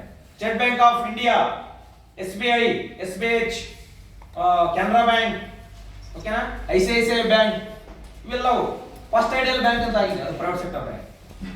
Karnataka bank ಅಂತ ಇದೆ, ಕರ್ನಾಟಕ ಬ್ಯಾಂಕ್ ಅದು ಪ್ರೈವೇಟ್ ಸೆಕ್ಟರ್ ಬ್ಯಾಂಕ್, ಮಂಗಳೂರಿನಲ್ಲಿ ಹೆಡ್ ಆಫೀಸ್. ಈ ಪ್ರಕಾರದಲ್ಲಿ ಸರ್ಕಾರ ತನ್ನ ಅಧೀನದಲ್ಲಿ ಇಟ್ಕೊಳ್ತಕ್ಕಂಥ ಪಬ್ಲಿಕ್ ಸೆಕ್ಟರ್ ಬ್ಯಾಂಕ್ ಇದಾವೆ, ಪ್ರೈವೇಟ್ ಬ್ಯಾಂಕ್ ಇದಾವೆ. ಈ ಎಲ್ಲಾ ಬ್ಯಾಂಕ್ಗಳನ್ನು ನಿಯಂತ್ರಿಸತಕ್ಕಂಥ ಕೆಲಸ ಯಾರು ಮಾಡ್ತದೆ? RBI ಮಾಡ್ತದೆ. ಏನ ಬ್ಯಾಂಕರ್ಸ್ ಬ್ಯಾಂಕ್ ಆಗಿ, ಬ್ಯಾಂಕ್ಗಳ ಬ್ಯಾಂಕ್ ಆಗಿ ರಿಸರ್ವ್ ಬ್ಯಾಂಕ್ ತನ್ನ ಕೆಲಸವನ್ನ ಮಾಡ್ತಾ ಇದೆ. ಇನ್ನು ನೆಕ್ಸ್ಟ್ 4ನೇ ಕಾರ್ಯ ಬಂದ್ಬಿಟ್ಟು ರಾಷ್ಟ್ರೀಯ ಸಂದಾಯ ಕಚೇರಿಯಾಗಿ ಕಾರ್ಯವನ್ನು ನಿರ್ವಹಿಸುತ್ತದೆ. ನೋಡಿ, ರಾಷ್ಟ್ರೀಯ ಸಂದಾಯ ಕಚೇರಿಯಾಗಿ ಕಾರ್ಯವನ್ನ ರಿಸರ್ವ್ ಬ್ಯಾಂಕ್ ನಿರ್ವಹಿಸುತ್ತದೆ. ಹೇಗೆ? ಬ್ಯಾಂಕ್ಗಳ ವ್ಯವಹಾರವನ್ನ ಮಿತವಾಗಿ ಬಗೆಹರಿಸುವ ಸಲುವಾಗಿ ಸಂದಾಯ ಕಚೇರಿ ಸೌಲಭ್ಯ ಒದಗಿಸಿದೆ. ಈ ಕಾರ್ಯವು ಬ್ಯಾಂಕ್ಗಳು ತಮ್ಮ ನಡುವಿನ ಪರಸ್ಪರ ಹಕ್ಕು ಬಾಧ್ಯತೆಗಳನ್ನು ಸುಲಭವಾಗಿ ಬಗೆಹರಿಸಿಕೊಳ್ಳಲು ಸಹಾಯಕವಾಗಿದೆ. ನೋಡು, ಈಗ ಇದಕ್ಕೆ ಹೆಂಗಪ್ಪ ಅಂತ ಹೇಳಿದ್ರೆ ನಿಮ್ಗೆ ಅರ್ಥ ಆಗುವಂತೆ ವಿವರಣೆ ಇದೆ. ನಾನು ಹಡಗಲಿ SBI ಅಲ್ಲಿ ಒಂದು ಖಾತೆಯನ್ನ ತೆರೆದಿದ್ದೇನೆ. ನನಗೆ ಒಂದು 50,000 ರೂಪಾಯಿ ಹಣ ನನ್ನ ಖಾತೆಯಲ್ಲಿದೆ. ನಾನು ಇನ್ನೊಬ್ಬರಿಗೆ ಒಂದು ಏನೇ ಖರೀದಿ ಮಾಡಿದಾಗ ನಾನು ಆ ಚೆಕ್ಕಿನ ರೂಪದಲ್ಲಿ ಅವನಿಗೆ ಅವನ ಹೆಸರಿನ ಚೆಕ್ ಬರೆದು ನಾನು ಗುಲ್ಬರ್ಗದಲ್ಲಿರ್ತಕ್ಕಂಥ ವ್ಯಕ್ತಿಗೆ ಆ ಚೆಕ್ ಅನ್ನು ಕೊಟ್ಬಿಟ್ಟಿರ್ತೇನೆ. ಅವನು ಖಾತೆಯಲ್ಲಿ ಇರ್ತದೆ ಗುಲ್ಬರ್ಗದ SBH ಅಥವಾ SBI ಯಾವುದೇ ಬ್ಯಾಂಕ್ ನಲ್ಲಿ ಇರ್ತದೆ. ಅವನು ಅಲ್ಲಿಂದ ಏನ್ ಮಾಡ್ತಾನೆ, ಬ್ಯಾಂಕಿಗೆ ಹೋಗಿ ಡೆಪಾಸಿಟ್ ಕೊಡ್ತಾನೆ. ಅಲ್ಲಿರ್ತಕ್ಕಂಥ ಬ್ಯಾಂಕರ್ಸ್ ಹಡಗಲಿ ಬ್ಯಾಂಕರ್ಗೆ ಸಂಪರ್ಕ ಮಾಡ್ತಾರೆ. ಮೊದಲೆಲ್ಲ ಎಂತೂ ಪೋಸ್ಟ್ ಮುಖಾಂತರ ಬರ್ತಿತ್ತು, 3 ದಿನ ಟೈಮ್ ಹಿಡಿತಿತ್ತು. ಅವರೆಲ್ಲ ಡೀಟೇಲ್ಸ್ ಕೇಳ್ತಾರೆ. ಈ ಬ್ಯಾಂಕ್ ನಲ್ಲಿರ್ತಕ್ಕಂಥ ಹಣ ಆ ಬ್ಯಾಂಕಿನ ಖಾತೆದಾರರಿಗೆ ವರ್ಗಾವಣೆ ಸಂದಾಯ ಆಗ್ತದೆ. ಈ ರೀತಿಯಾಗಿ ಇವತ್ತಿನ ಒಂದು ಇದರಲ್ಲಿ ರಾಷ್ಟ್ರೀಯ ಸಂದಾಯ ಕಚೇರಿಯಾಗಿ ಕಾರ್ಯವನ್ನು ನಿರ್ವಹಿಸ್ತಾ ಇದೆ. ಇದು ರಿಸರ್ವ್ ಬ್ಯಾಂಕ್ ಆಫ್ ಇಂಡಿಯಾದ ಒಂದು ಗೈಡ್ ಲೈನ್ಸ್ ನಲ್ಲಿ. ಇವತ್ತಿಲ್ಲ ಅಂದ್ರೆ ಬಹಳ ಲೇಟ್ ಆಗೋದು. ನಿಮ್ಮ DDಗಳು, ಚೆಕ್ಗಳು ಡಿಬೆಂಚರ್ಸ್ಗಳು ಇಲ್ಲಿರ್ತಕ್ಕಂಥ ಹಣ ನಿಮ್ ಖಾತೆಗೆ ಬರ್ಬೇಕಂತ ಹೇಳಿದ್ರೆ ಈ ಕೆಲಸವನ್ನ RBI ಮಾಡಲಿಲ್ಲ ಅಂದ್ರೆ ಅವು ಬಹಳ ಲೇಟ್ ಆಗೋದು. ನೀವೇ ಖುದ್ದಾಗಿ ಬಂದು ಅದನ್ನ ಅಲ್ಲಿ ಡೆಪಾಸಿಟ್ ಮಾಡ್ಕೊಂಡು ಖಾತೆ ತೆರೆದು ಕ್ರಾಸ್ ಚೆಕ್ ಅಂದ್ರೆ ಚೆಕ್ಕಿನ ರೇಖನ ಅಂದ್ರೆ ಏನು, ನೀವು ಅದನ್ನ ಖಾತೆ ತೆರಲೇಬೇಕು. ಅಕೌಂಟ್ ಪೇ ಓನ್ಲಿ ಅಂತ ಇರ್ತದೆ. ಎಷ್ಟು ಟೈಮ್ ಹಿಡಿತಿತ್ತು ನೋಡುವಾಗ, ಹೌದಿಲ್ಲ? ಈ ರೀತಿ ಇವತ್ತು RBI ಇರೋದ್ರಿಂದ ಇಷ್ಟೆಲ್ಲಾ ಕೆಲಸ ಕಾರ್ಯಗಳು ಸುಗಮ ಆಗ್ತಾ ಇದಾವೆ ಅಂತ ಹೇಳಿ. ನೆಕ್ಸ್ಟ್, ಸಾಲದ ನಿಯಂತ್ರಕನಾಗಿ RBI ಕೆಲಸವನ್ನು ನಿರ್ವಹಿಸ್ತಾ ಇದೆ. ಹೇಗೆ? ದೇಶದಲ್ಲಿ ಅಪೇಕ್ಷಿತ ಹಣಕಾಸು ಪರಿಸ್ಥಿತಿಗೆ ಅನುಗುಣವಾಗಿ ವಾಣಿಜ್ಯ ಬ್ಯಾಂಕ್ಗಳು ಸಾಲ ಸಂಸ್ಥೆಯನ್ನು ನಿಯಂತ್ರಿಸುತ್ತದೆ ಅಥವಾ ವಿಸ್ತರಿಸುತ್ತದೆ. ಇದು ಸಾಲದ ನಿಯಂತ್ರಣ ಮತ್ತು ವಿಸ್ತರಣೆಗೆ ಪರಿಣಾಮಾತ್ಮಕ ಮತ್ತು ಗುಣಾತ್ಮಕ ಅದನ್ನ ಮಾಹಿತಿ ಕೊಡ್ತದೆ ಅಂತ ಹೇಳಿ. ನೋಡಿ, ಇವತ್ತು ದೇಶದಲ್ಲಿ ರಿಸರ್ವ್ ಬ್ಯಾಂಕ್ ರೆಪೋ ದರವನ್ನ ನಾವು ನೋಡಿಕೊಂಡು ಬ್ಯಾಂಕ್ಗಳಿಗೆ ಬಡ್ಡಿಯನ್ನ ನಿಗದಿಗೊಳಿಸಲಿಕ್ಕೆ ರಿಸರ್ವ್ ಬ್ಯಾಂಕ್ ಗೈಡೆನ್ಸ್ ಕೊಡ್ತಾರೆ. ರಿಸರ್ವ್ ಬ್ಯಾಂಕ್ ಇರಲಿಲ್ಲ ಅಂದ್ರೆ ಇವತ್ತು ಬ್ಯಾಂಕ್ಗಳು ಹೆಂಗ್ ಬೇಕು ಬಡ್ಡಿ ಕೊಟ್ಟು ಕೊಡೋರು ಗ್ರಾಹಕರಿಗೆ ಕಟ್ಟಲಿಕ್ಕೆ ಆಗ್ತಿರ್ಲಿಲ್ಲ. ನಾನು ಹೇಳಿದ್ನಲ್ಲ ಮನೆ ಉದಾಹರಣೆಗೆ, ಮೊದಲಿಗೆ ನಾನು ತೆಗೆದುಕೊಂಡಂತಹ 29 ಲಕ್ಷ ರೂಪಾಯಿ ಬಡ್ಡಿ ಸ್ಟಾರ್ಟಿಂಗ್ ನಲ್ಲಿ 7.25, ಒಂದು ವರ್ಷ 2 ವರ್ಷದ ನಂತರ ಅದು 9.58 ಆಯ್ತು. ಈಗ ಮತ್ತೆ ರೆಪೋ ದರದ ಮೇಲೆ ನಾನು ಆನ್ಲೈನ್ ಅರ್ಜಿ ಸಲ್ಲಿಸಿದ ಮೇಲೆ 8.95 ಆಗಿದೆ ಪ್ರೆಸೆಂಟ್ ಇಂಟ್ರೆಸ್ಟ್ ರೇಟ್. ಇದೆಲ್ಲ ಯಾಕೆ ವೇರಿಯೇಷನ್ ಆಗುತ್ತೆ? RBI ಇರೋದ್ರಿಂದ, ಇಲ್ಲಾಂದ್ರೆ 19% ಮಾಡಿಸೋದ್ರಿಂದ ಚೀಟ್ ಕೊಡೋದು. ಉದಾಹರಣೆ, ಸ್ಟೇಟ್ ಬ್ಯಾಂಕ್ ಆಫ್ ಇಂಡಿಯಾದಲ್ಲಿ ಬಡ್ಡಿ ಕಡಿಮೆ ಇದೆ, BDCC ಬ್ಯಾಂಕ್ ನಲ್ಲಿ ಬಡ್ಡಿ ಹೆಚ್ಚಿಗೆ ಇದೆ. ಉದಾಹರಣೆ ಹೇಳಕ್ಕಿಂತ ಯಾಕೆ ಇಲ್ಲಿ ಹೆಚ್ಚಿಗೆ ಆಯ್ತು, ಯಾಕೆ ಇಲ್ಲಿ ಕಡಿಮೆ ಆಯ್ತು? ಯಾಕೆ? That is called private sector bank, that is called public sector bank. Public sector bank ಎಲ್ಲವೂ ಕೂಡ ರಿಸರ್ವ್ ಬ್ಯಾಂಕ್ ಆಫ್ ಇಂಡಿಯಾ ಕೇಳಬೇಕು. ಪ್ರೈವೇಟ್ ಸೆಕ್ಟರ್ ಮ್ಯಾನೇಜ್ಮೆಂಟ್, ಅವರಿಗೆಲ್ಲ ಉದ್ಯೋಗಿಗಳಿಗೆ ಸಂಬಳ ಹೆಚ್ಚಿಗೆ ಕೊಡಬೇಕು, ನಿರ್ವಹಣಾ ವೆಚ್ಚ ಹೆಚ್ಚಾಗ್ತದೆ, ಸುಲಭವಾಗಿ ಸಾಲ ಕೊಡ್ತಾರೆ, ಅದನ್ನ ಹೆಚ್ಚಿನ ಬಡ್ಡಿ ಪ್ರಮಾಣ ಕೊಡ್ತಾರೆ. ಆದ್ರೆ ಸರ್ಕಾರಿ ಸ್ವಾಮ್ಯದಲ್ಲಿದ್ದಂತ ಬ್ಯಾಂಕ್ಗಳು ಹಂಗ್ ಮಾಡಿ ಬರಲ್ಲ. ಅದು ಕೊಡುವಂತಹ ಸಾಲದ ಮೇಲೆ ನಿಯಂತ್ರಿಸ್ತದೆ. ಹೆಂಗ್ ಬೇಕು ಹೆಂಗೆ ನಾವು ಸಾಲ ಕೊಡೋದು, ಹೆಂಗ್ ಬೇಕು ಹೆಂಗ್ ಬಡ್ಡಿಯನ್ನ ನಿಗದಿಗೊಳಿಸಲಿಕ್ಕೆ ಅದು ರಿಸರ್ವ್ ಬ್ಯಾಂಕ್ ಆಫ್ ಇಂಡಿಯಾ ಅವಕಾಶವನ್ನ ಮಾಡಿಕೊಡುವುದಿಲ್ಲ. ಹಾಗಾಗಿ ಸಾಲದ ನಿಯಂತ್ರಕನಾಗಿ ಕೂಡ ರಿಸರ್ವ್ ಬ್ಯಾಂಕ್ ಆಫ್ ಇಂಡಿಯಾ ತನ್ನ ಕೆಲಸವನ್ನು ಮಾಡ್ತಾ ಇದೆ ಅಂತಕ್ಕಂಥದ್ದು. ಇನ್ನು ವಿದೇಶಿ ವಿನಿಮಯ ಸಂಗ್ರಾಹಕದ ಮೇಲ್ವಿಚಾರಕನಾಗಿ ರಿಸರ್ವ್ ಬ್ಯಾಂಕ್ ಕೆಲಸ ಮಾಡ್ತದೆ. ನೋಡಿ, ಫಾರಿನ್ ಎಕ್ಸ್ಚೇಂಜ್ ವಿದೇಶಿ ವಿನಿಮಯದ ನಿಯಂತ್ರಕನಾಗಿ. ಹೇಗೆ? ವಿದೇಶಿ ವಿನಿಮಯ ಸಂಗ್ರಹಕರ ಮೇಲ್ವಿಚಾರಕರಾಗಿ ಇದು ಸಾಕಷ್ಟು ವಿನಿಮಯ ಸಂಗ್ರಹ, ವಿದೇಶಿ ವಿನಿಮಯ ದರಗಳನ್ನು ಕಾಪಾಡಲು ಸಹಕರಿಸಲಿದೆ. ವಿದೇಶಿ ವಿನಿಮಯ ದರಗಳಲ್ಲಿ ನ್ಯಾಯವಲ್ಲದ ಏರಿಳಿತವನ್ನು ಕಡಿಮೆಗೊಳಿಸುವ ಸಲುವಾಗಿ ಪರಿಸ್ಥಿತಿಯನ್ನು ಅವಲಂಬಿಸಿ ರಿಸರ್ವ್ ಬ್ಯಾಂಕ್ ಆಫ್ ಇಂಡಿಯಾ ವಿದೇಶಿ ಹಣವನ್ನು ಕೊಳ್ಳುವ ಮತ್ತು ಮಾರುವುದಲ್ಲ ಮುಂದಾಗಬಹುದು. ನೋಡಿ, ಇವತ್ತು ನಾನು ಹೇಳಿದ ಮೊನ್ನೆ, ಅಮೆರಿಕದಲ್ಲಿ ಇರ್ತಕ್ಕಂತಹ ಡಾಲರ್ ನಮ್ಮ ದೇಶದ ರೂಪಿಗೆ ನಾವು ಹೋಲಿಕೆ ಮಾಡಿದಾಗ ಅದು ಏನು ವಿದೇಶಿ ವ್ಯಾಪಾರದ ವಿನಿಮಯ ನೀತಿ ಇದೆ, ಆ ಫಾರಿನ್ ಟ್ರೇಡ್ ನಲ್ಲಿ ಬರ್ತಕ್ಕಂಥದ್ದು, ಅದನ್ನ ಇಲ್ಲಿ ಪಾಲನೆ ಮಾಡಬೇಕಾಗ್ತದೆ ಪ್ರತಿಯೊಂದು ಬ್ಯಾಂಕ್ಗಳು. ಇವತ್ತು ಫಾರಿನ್ ಟ್ರೇಡ್ ಅಂತಕ್ಕಂಥದ್ದು ಬಹಳ ಮುಖ್ಯ. ಒಂದು ದೇಶದಿಂದ ಇನ್ನೊಂದು ದೇಶಕ್ಕೆ ವ್ಯಾಪಾರದ ಸೇತುವೆಯಾಗಿ ನಾವುಗಳು ಆ ದೇಶದಲ್ಲಿರ್ತಕ್ಕಂಥ ಚಾಲ್ತಿ ಕರೆನ್ಸಿಯನ್ನ ಯಾವ ದೇಶಕ್ಕೆ ವ್ಯಾಪಾರ ಮಾಡ್ತೀವೋ ಆ ದೇಶದ ಕರೆನ್ಸಿಗೆ ಅದು ಪರಿವರ್ತನೆ ಮಾಡ್ತದೆ. ಆ ಪರಿವರ್ತನೆ ನಾವು ಸುಮ್ಮನೆ ಮಾಡಿಕೊಡಲ್ಲ, ಅದ್ರ ಮೇಲೆ ಚಾರ್ಜಸ್ ಹಾಕ್ತಾರೆ. ಆ ಚಾರ್ಜಸ್ ಅನ್ನು ಹಾಕೋದು ಕೂಡ ನಿಯಂತ್ರಿಸ್ತಾರೆ. ಈಗ $1 ಇಲ್ಲಿ $100 ಇದೆ, $110 ಇದೆ, ಅವ್ರು ಅದಕ್ಕೆ ಒಂದು $20-30 ಚಾರ್ಜಸ್ ಹಾಕಿಬಿಟ್ರೆ ಹೌದಿಲ್ಲ? ಹಣದ ಮೌಲ್ಯ, ಅಲ್ಲಿರ್ತಕ್ಕಂಥ ಡಾಲರ್ ಮೌಲ್ಯ ಇಬ್ಬರಿಗೆ ನ್ಯಾಯಸಮ್ಮತವಾಗಿರುತ್ತೆ. ಅಲ್ಲಿರ್ತಕ್ಕಂಥ ಬಡ್ಡಿಯನ್ನು ನಿಯಂತ್ರಿಸಬೇಕು. ಅವನಿಗೆ ಗ್ರಾಹಕನಿಗೆ ತೊಂದರೆ ಆಗದೇ ಇಲ್ಲಿ ಏನಾಗುತ್ತೆ, ಈ ರೀತಿ ಸರಳೀಕರಣ ವಿದೇಶಿ ವ್ಯಾಪಾರ, ವಿದೇಶಿ ವಿನಿಮಯ ಹೆಚ್ಚಾದಂತರ ವಿದೇಶಿ ವ್ಯಾಪಾರ ವಿಸ್ತರಣೆಗೊಳ್ತಾ ಹೋಗ್ತಾರೆ. ಆ ದೇಶದವರು ಮುಕ್ತವಾಗಿ ಇಲ್ಲಿಗೆ ಬರ್ತಾರೆ, ಈ ದೇಶದವರು ಅಲ್ಲಿಗೆ ಹೋಗ್ತಾರೆ.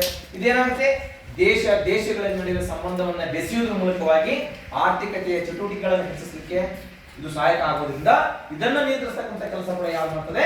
ರಿಸರ್ವ್ ಬ್ಯಾಂಕ್ ಆಫ್ ಇಂಡಿಯಾ ಮಾಡ್ತದೆ. ಆರ್ಥಿಕ ಅಂಕಿಅಂಶಗಳು ಮತ್ತು ಇತರ ಮಾಹಿತಿಯನ್ನ ಪ್ರಕಟಿಸುತ್ತದೆ. ಯಾವಾಗ?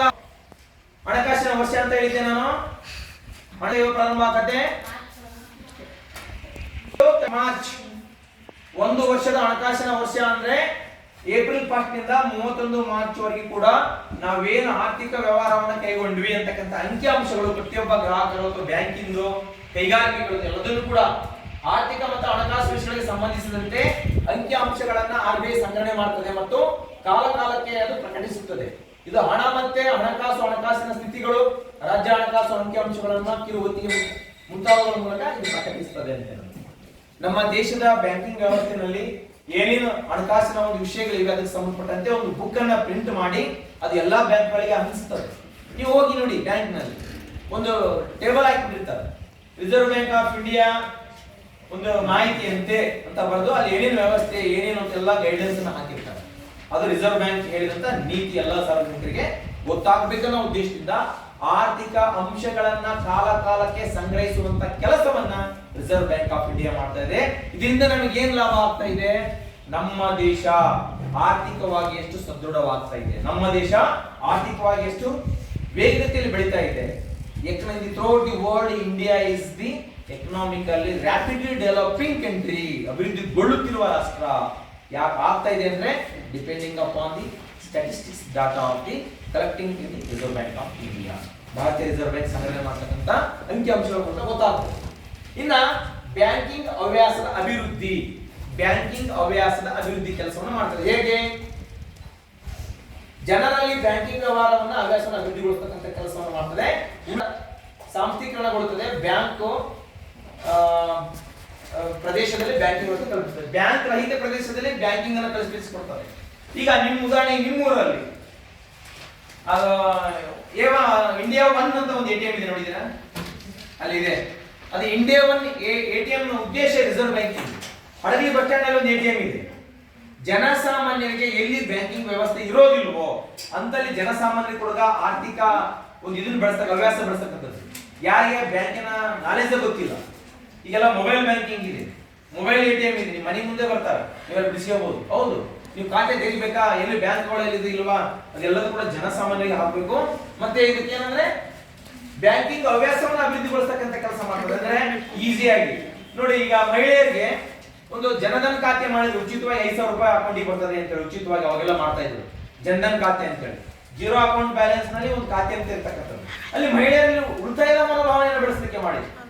ತಾವು ಖಾತೆ ತೆರೆದ ಸುಮ್ಮನೆ ಇರ್ತೀರಾ, ನೀವು ಏನೇನು ದುಡ್ಡು ಉಳಿತೈತೆಲ್ಲ ಹೋಗಿ ಬ್ಯಾಂಕಿಂಗ್ ಹಾಕ್ತೀವಿ. ನಿಮಗೆ ಬ್ಯಾಂಕಿಂಗ್ ನಾಲೆಜ್ ಡೆವಲಪ್ಮೆಂಟ್ ಆಗಿ ಈ ರೀತಿ ಹೂಡಿಕೆಯನ್ನು ನೋಡಿ, ನೀವು ಮಾಡಿದಂತ ಹಣ ಅದು ಬ್ಯಾಂಕಿನಲ್ಲಿ ಸುಮ್ಮನೆ ಇರಲ್ಲ. ಆ ಹಣವನ್ನು ಹೂಡಿಕೆಗೋಸ್ಕರ ಇನ್ವೆಸ್ಟ್ಮೆಂಟ್ ಬಳಸ್ತಾರೆ. ಆ ಹಣ ಮತ್ತೆ ಅದು ಬೆಳವಣಿಗೆಗೆ ಹೆಲ್ಪ್ ಆಗ್ತದೆ. ಎಲ್ಲೇ ನೀವು ಹಣ ಡೆಪಾಸಿಟ್ ಸುಮ್ಮನೆ ಇಟ್ಕೊಂತಾರ, ನಿಮಗೆ ಬಡ್ಡಿ ಕೊಡ್ತಾರೆ ತಾನೆ. ಬಡ್ಡಿ ಎಲ್ಲಿಂದ ಬಂತದು? ಈಗ ಎಫ್ ಡಿ ಮಾಡ್ತೀರಿ, ಫಿಕ್ಸ್ಡ್ ಡಿಪಾಸಿಟ್ 5 ವರ್ಷ, 10,000 ಎಫ್ ಡಿ ಮಾಡಿದ್ರೆ 5 ವರ್ಷಕ್ಕೆ ಬಡ್ಡಿ ಹೆಸರು ಎಲ್ಲಾದ್ರೂ ಸೇರಿದ್ರೆ ಒಂದು 9,000 ಆಗುತ್ತೆ. ಡಬಲ್ ಎಲ್ಲಿಂದ ಬಂತು? 5,000 ಹೆಂಗಾಯ್ತು? ನೀವು ಇಟ್ಟಂತಹ 5,000 ರೂಪಾಯಿಯನ್ನ ಬ್ಯಾಂಕ್ ಬೇರೆ ಉದ್ದೇಶಕ್ಕೆ ಅದು ಹೂಡಿಕೆ ರೂಪದಲ್ಲಿ ಇನ್ವೆಸ್ಟ್ಮೆಂಟ್ ಬೇರೆ ಬೇರೆ ಕಂಪನಿ ಕೊಡ್ತದೆ. ಆ ಕಂಪನಿ ಲಾಭ ಗಳಿಸ್ತದೆ. ಅವಾಗ ನಿಮಗೆ ಆ ಬಂದಂತ ಲಾಭಾಂಶವನ್ನ ಈ ರೀತಿ ಅನ್ಸ್ತಾರೆ. ಇದು ಈ ರೀತಿ ಜೀವನಗಳು ಸುಮ್ಮನೆ ಅದು ಹೆಂಗಪ್ಪ ಇವ್ರು ಕೊಡ್ತಾರೆ ಅಂತ ನೀವು ಯೋಚನೆ ಮಾಡೋದು ಹೌದಿಲ್ಲ. ಇರ್ತಕ್ಕಂಥ ಹಣವನ್ನ ಬೆಳೆಸ್ಬೇಕು, ಬಳಸ್ಬೇಕು, ಅದನ್ನ ಚೆನ್ನಾಗಿ ಯುಟಿಲೈಸೇಷನ್ ಮಾಡ್ಬೇಕು, ಅಂದಾಗ ಲಾಭಾಂಶ ಬರ್ತದೆ ನಿಮಗೆ ಅನ್ಸ್ತದೆ. ಇನ್ನ ಬ್ಯಾಂಕಿಂಗ್ ಹವ್ಯಾಸ ಮಾಡಿದ ನಂತರ ಕೃಷಿಗಾಗಿ ಸೌಲಭ್ಯವನ್ನ ಇದು ವಿಸ್ತರಿಸ್ತದೆ. ನೋಡಿ, ಇವತ್ತು ನಬಾರ್ಡ್ ಮೂಲಕವಾಗಿ ಅನೇಕ ಸವಲತ್ತುಗಳನ್ನ ಬ್ಯಾಂಕಿಂಗ್ ಕ್ಷೇತ್ರದಲ್ಲಿ ಕೊಡ್ತಾ ಇದೆ. ಅದು ಕೃಷಿಯ ಒಂದು ಅಭಿವೃದ್ಧಿಯನ್ನು ಮಾಡಲಿಕ್ಕೆ, ಕೃಷಿ ಕ್ಷೇತ್ರವನ್ನ ಆ ಚಟುವಟಿಕೆಯನ್ನು ಅಭಿವೃದ್ಧಿಗೊಳಿಸಲಿಕ್ಕೆ, ಕೃಷಿಗೆ ಪರೋಕ್ಷವಾಗಿ ಹಣಕಾಸು ಸೌಲಭ್ಯವನ್ನು ಕ್ರಮಬದ್ಧವಾಗಿ ಒದಗಿಸುತ್ತದೆ, ಮುಂದುವರಿಸಿದೆ. ಇದು ನಬಾರ್ಡ್ ಮೂಲಕ ಕೃಷಿ ಮತ್ತು ಕೃಷಿ ಸಂಬಂಧಿತ ಚಟುವಟಿಕೆಯನ್ನ ಅಲ್ಪಾವಧಿ ಮತ್ತು ದೀರ್ಘಾವಧಿ ಸಾಲಗಳನ್ನಾಗಿ ಕೊಡುತ್ತದೆ. ನಾನು ಹೇಳಿದ್ದೆ, ನಬಾರ್ಡ್ ಅಂದ್ರೇನು? National Bank for Agriculture and Rural Development. ತಿಳಿತಾನೆ ನಬಾರ್ಡ್. ಈ ನಬಾರ್ಡ್ ನೋಡಿ, ಈ ನಬಾರ್ಡ್ ಕೇವಲ ಕೃಷಿ ಚಟುವಟಿಕೆಗಳಿಗೆ ಹೆಚ್ಚೆಚ್ಚು ಸಾಲವನ್ನು ಒದಗಿಸಿಕೊಡ್ತದೆ. ನಿಮ್ಮಲ್ಲಿ ಏನಾದ್ರು ಹಳ್ಳಿಗಳಲ್ಲಿ ಒಂದು ಕಾರ್ಯಕ್ರಮ ಮಾಡಿರ್ತಾರೆ, ನಬಾರ್ಡ್ ಯೋಜನೆ ಅಂತ, ನಬಾರ್ಡ್ ಅಂತ ಬರುತ್ತಲ್ಲ, ನೋಡಿದ್ದೀರಾ ಬೋರ್ಡ್ ನಲ್ಲಿ. ಈ ನಬಾರ್ಡ್ ಏನ್ ಮಾಡುತ್ತೆ? ರೂರಲ್ ಡೆವಲಪ್ಮೆಂಟ್ ಅಲ್ಲಿ ಹೇಳ್ತದೆ, national agriculture and Rural development. ಕೃಷಿ ಚಟುವಟಿಕೆ ಕೂಡ ಸಾಲ ಒದಗಿಸ್ತದೆ. ಎಲ್ಲ ಸೌಲಭ್ಯಗಳನ್ನು ವಿಸ್ತರಿಸತಕ್ಕಂಥ ಕೆಲಸ ಯಾರು ಮಾಡ್ತದೆ? RBI ಮಾಡ್ತದೆ. ಹಾಗೇನೆ ರಿಸರ್ವ್ ಬ್ಯಾಂಕ್ ಆಫ್ ಇಂಡಿಯಾ ಅರ್ಥವ್ಯವಸ್ಥೆ ಅಭಿವೃದ್ಧಿ ತಂತ್ರದಲ್ಲಿ ಒಂದು ಮಹತ್ವದ ಪಾತ್ರವನ್ನ ನಿರ್ವಹಿಸ್ತಾ ಇದೆ. ಭಾರತೀಯ ರಿಸರ್ವ್ ಬ್ಯಾಂಕ್ ಅಂಕಿಅಂಶ ಸಂಗ್ರಹ, ಶಕ್ತಿಶಾಲಿ ಆರ್ಥಿಕ ಸಂಶೋಧನೆ ಕೈಗೊಳ್ಳುವುದು ಮತ್ತೆ ಜ್ಞಾನವನ್ನು ಹಂಚಿಕೆ ಮಾಡುವುದು, ಒಂದು ಶ್ರೀಮಂತರ ಪರಂಪರೆಯನ್ನೇ ಹೊಂದಿರದೆ ದೇಶವನ್ನು ಹಲವಾರು ಹಣಕಾಸಿನ ಬಿಕ್ಕಟ್ಟು ಹೊರಬರಲು ರಿಸರ್ವ್ ಬ್ಯಾಂಕ್ ಕಾರ್ಯವನ್ನ ನಿರ್ವಹಿಸ್ತಾ ಇದೆ. ಇವತ್ತು ಕೇವಲ ಶ್ರೀಮಂತರು ಶ್ರೀಮಂತನಾಗಿ ಬಿಡ್ತಾ ಇಲ್ಲ, ಟ್ಯಾಕ್ಸ್ ಅನ್ನು ಸಂಗ್ರಹಿಸ್ತದೆ. ಬಡವರು ಬಡವರಾಗಿ ಬಿಡ್ತಾ ಇಲ್ಲ, ಅವರಿಗೆ ಹಣಕಾಸಿನ ಸೌಲಭ್ಯ ಕೊಡ್ತದೆ. ಈ ಮೂಲಕವಾಗಿ ಇವತ್ತು ರೈತರಿಗೆ, ವ್ಯಾಪಾರಸ್ಥರಿಗೆ, ಪ್ರತಿಯೊಬ್ಬ ನಾಗರಿಕರಿಗೂ ಕೂಡ ಬ್ಯಾಂಕ್ ನಲ್ಲಿ ಖಾತೆ ತೆರೆದಂತ ಖಾತೆದಾರರಿಗೆ ತಮ್ಮ ಖಾತೆ ಮೇಲೆನೆ ಲೋನ್ ಅನ್ನು ಕೊಡ್ತಕ್ಕಂಥದ್ದು ಓವರ್ ಡ್ರಾಫ್ಟ್ ಅಂತ ಹೂಡಿ ಅಂತ ಕರಿತೀವಿ. ಓವರ್ ಡ್ರಾಫ್ಟ್ ತನ್ನ ಖಾತೆಯಲ್ಲಿ ಇರ್ತಕ್ಕಂಥ ಹಣಕ್ಕಿಂತ ಹೆಚ್ಚಿನ ಮೊತ್ತದ ಹಣವನ್ನು ಕೂಡ ಬ್ಯಾಂಕ್ಗಳು ಸಾಲ ರೂಪದಲ್ಲಿ ಕೊಡ್ತದೆ ಖಾತೆದಾರರಿಗೆ, ಅಕೌಂಟ್ ಹೋಲ್ಡರ್ಸ್ಗೆ. ಈ ಎಲ್ಲದನ್ನು ಕೂಡ ನಾವು 9 ಪ್ರಕಾರದ ಕಾರ್ಯಗಳನ್ನು ನೋಡಿದ್ರೆ, ಇವತ್ತು ಭಾರತ ದೇಶದಲ್ಲಿ ರಿಸರ್ವ್ ಬ್ಯಾಂಕ್ ಅನ್ನುವಂಥದ್ದು ನಮ್ಮ ದೇಶದ ಆರ್ಥಿಕ ಸುಸ್ಥಿತಿಯನ್ನು ಕಾಪಾಡ್ಕೊಂಡು ಹೋಗ್ಲಿ, ಯಾವುದೇ ಬ್ಯಾಂಕುಗಳು ದಿವಾಳಿ ಹೊಂದುವುದನ್ನ ತಡೆಗಟ್ಟಲಿಕ್ಕೆ, ಯಾವುದೇ ಕೈಗಾರಿಕೋದ್ಯಮಿಗಳು ತಾವು ವ್ಯಾಪಾರವನ್ನ ಮಾಡಿದಂತದ್ದನ್ನ ನಷ್ಟವನ್ನ ಹೊಂದಿದಾಗ ಆ ನಷ್ಟದ ಪರಿಸ್ಥಿತಿನಲ್ಲಿ ಅದನ್ನ ಸುಧಾರಿಸಿಕೊಳ್ಳಲಿಕ್ಕೆ ನಮ್ಮೆಲ್ಲ ಜನಸಾಮಾನ್ಯರಿಗೂ ಕೂಡ ಇವತ್ತು ಹಣವನ್ನ ಮುದ್ರಿಸಿ ನಾವು ಜೋಬಿನ ತುಂಬಾ ಹಣ ಇಟ್ಟುಕೊಂಡು ಈಸಿಯಾಗಿ ವ್ಯಾಪಾರ ಮಾಡಲಿಕ್ಕೆ, ನಮ್ಮ ಖಾತೆಯಲ್ಲಿ ಡಿಜಿಟಲ್ ಮೂಲಕವಾಗಿ ಹಣವನ್ನು ನಾವು ಹೊಂದಲಿಕ್ಕೆ ಎಲ್ಲದನ್ನು ಕೂಡ ನಿಯಂತ್ರಿಸುವ ಮೂಲಕವಾಗಿ ಇವತ್ತು ರಿಸರ್ವ್ ಬ್ಯಾಂಕ್ ಆಫ್ ಇಂಡಿಯಾ ದೇಶದ ಆರ್ಥಿಕ ಪ್ರಗತಿಗಾಗಿ ಶ್ರಮಿಸ್ತಾ ಇದೆ. ಆ ಮೂಲಕ ನಾವು ನೀವೆಲ್ಲರೂ ಕೂಡ ಈ ದೇಶದ ಆರ್ಥಿಕತೆ ಬೆಳವಣಿಗೆಗೆ ತೆರಿಗೆ ರೂಪದಲ್ಲಿ ಹಣವನ್ನು ಕೊಡೋದ್ರ ಮೂಲಕವಾಗಿ ನಾವು ಸರಿಯಾಗಿ ಸಮಯಕ್ಕೆ ತೆರಿಗೆ ಕಟ್ಟೋದ್ರ ಮೂಲಕ ನಮ್ದೇ ಆದಂತ ಕೊಡುಗೆಯನ್ನು ಕೊಡ್ತಾ ಇದ್ದೇವೆ. ಇದು ಸಮಾನವಾಗಿ ಸಂಪತ್ತಿನ ಹಂಚಿಕೆ ಆಗಲಿಕ್ಕೆ ಶ್ರಮಿಸ್ತಾ ಇದೆ. ಹಾಗಾಗಿ ಇವತ್ತು ರಿಸರ್ವ್ ಬ್ಯಾಂಕ್ ಆಫ್ ಇಂಡಿಯಾ ಈ ಪ್ರಕಾರದ ಕಾರ್ಯಗಳನ್ನು ಮಾಡ್ತಾ ದೇಶವನ್ನ, ದೇಶದ ನಾಗರಿಕರನ್ನ, ದೇಶದ ಪ್ರತಿಯೊಬ್ಬ ಪ್ರಜೆಯನ್ನ ಆರ್ಥಿಕರನ್ನಾಗಿ ಸ್ವಾವಲಂಬಿಗಳನ್ನಾಗಿ ಮಾಡೋದ್ರ ಮೂಲಕವಾಗಿ ಇವತ್ತು ನಮ್ಮನ್ನ ಉತ್ತಮ ರೀತಿಯಾದಂತಹ ಆ ಒಂದು ಆರ್ಥಿಕ ರಂಗ ಅಂತ ಕರಿತೀವಿ, ಎಕನಾಮಿಕಲ್ ಇದರಲ್ಲೇನೆ ಇವತ್ತು ಬಹಳ ಮೈಲುಗಲ್ಲಾಗಿರ್ತಕ್ಕಂಥದ್ದು ಅಂತ ಹೇಳಿ RBI ಈ ಪ್ರಕಾರದ ಕಾರ್ಯಗಳನ್ನು RBI ನಿರ್ವಹಿಸ್ತದೆ. ಓಕೆ, ಅಲ್ಲ ಅರ್ಥ ಆಯ್ತಾ?